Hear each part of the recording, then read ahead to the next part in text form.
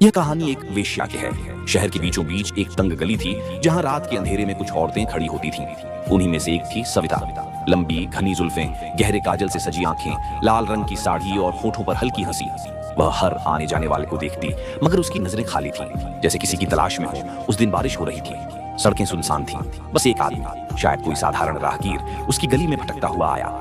नाम था अमित। सविता ने उसकी तरफ देखा। कोई खास तलाश है? अमित थोड़ा झेप गया। नहीं, मैं बस रास्ता भूल गया था। यहाँ तक आने वाले लोग रास्ता भूलते नहीं, कुछ और भूलने आते हैं, सविता ने हल्की मुस्कान के साथ कहा। अमित को एहसास हुआ कि वह एक वेश्या से बात कर रहा है, मगर कुछ था सविता की आंखों में जो बाकी सबसे अलग था। कोई दर्द, कोई छुपी हुई कहानी। अमित ने धीरे धीरे बात शुरू की। वह एक पत्रकार था और समाज के छिपे हुए पहलुओं पर लेख लिखता था। उसने पूछा, तुम ये सब क्यों करती हो?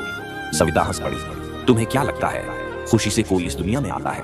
अमित चुप रहा। सविता ने एक लंबी सांस ली और बोली, एक समय था जब मैं भी तुम जैसे लोगों के बीच बैठकर पढ़ाई करती थी, लेकिन हालातों ने मुझे यहाँ पहुंचा दिया। पिता का कर्ज, माँ की बीमारी और एक प्यार जिसने धोखा दिया। जब कोई सहारा नहीं था, तब इस गली ने मुझे जगह दी। अमित को अब समझ आ रहा था कि एक वेश्या की पहचान सिर्फ उसके कपड़े या उसका पेशा नहीं होता। उसकी पहचान वह दर्द होता है जो उसकी आंखों में छुपा होता है। अमित ने कहा, क्या तुम्हें कभी लगता है कि तुम इससे बाहर आ सकती हो? सविता ने एक पल सोचा, फिर बोली, शायद। लेकिन जब समाज हमें सिर्फ वेश्या कहकर देखता है, तब हमारी दूसरी पहचान कहीं खो जाती है। मैं चाहूं भी तो यह समाज मुझे दूसरा मौका नहीं देगा।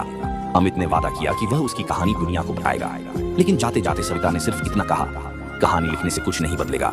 पहचान सिर्फ नाम से नहीं, हालात से बनती है। अमित के पास कोई जवाब नहीं था। वह चुपचाप लौट गया, लेकिन सविता की आंखें और उसके शब्द हमेशा उसकी यादों में बस गए।